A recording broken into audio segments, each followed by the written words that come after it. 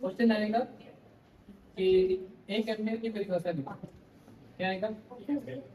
एक एम्पियर की परिभाषा लिखो। ध्यान से देखना। तो सिंपल सी बात ये है कि अभी हमने पहली पढ़ी है कि दो समानांतर धारावाहिक चालक तार होते हैं ऐसे। याद है सबको? Yes sir. तो इसमें हम दूरी कितनी रखते थे? डी। कितनी रखते थे? डी। इनके बीच की दूरी स्मॉल डी। इधर धारा कितनी थी? I1। इधर धारा थी I2। तो इनके बीच में क्या लग रहा था? चुंबकीय बल। क्या लग रहा था? और वो तो चुंबकीय बल का सूत्र था। ध्यान से देखिए कि भाई समानांतर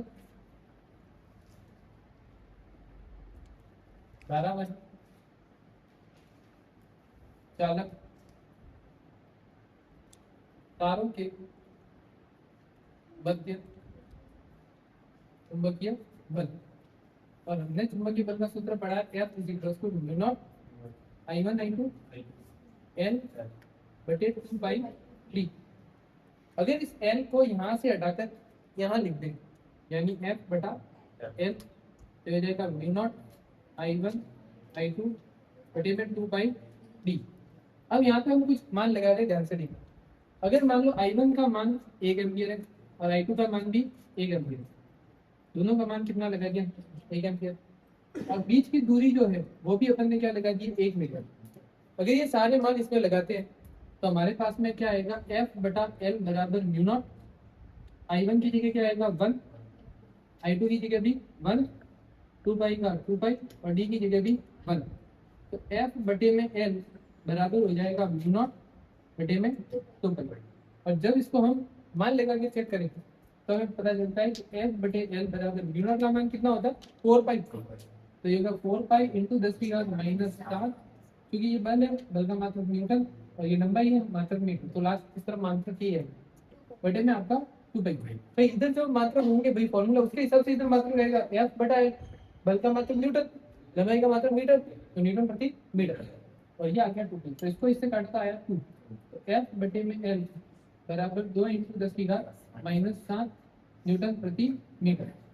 इसका मतलब क्या है कि यदि इन तारों के बीच में एकांक लंबाई पर, क्योंकि लंबाई भाग में जा रही है, तो एकांक लंबाई पर लगने वाला बल कितना है? अगर इतना है तो इसका मतलब उनमें प्रवाहित धारा कितनी है? 1 एम्पियर।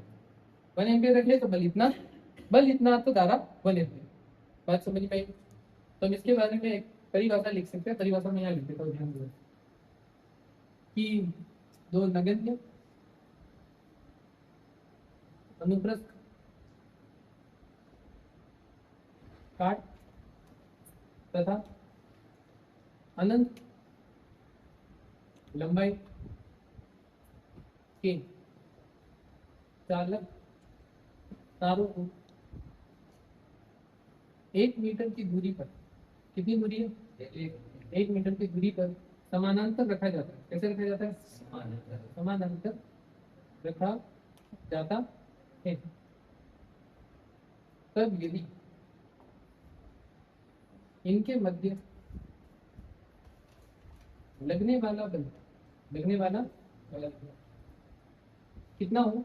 अपने पास मान आया 2 इंटू 10 की घात -7 न्यूटन प्रति मीटर वोल्ट। तो प्रवाहित धारा कितनी है? तो प्रवाहित धारा 1 एम्पियर कहलाती है।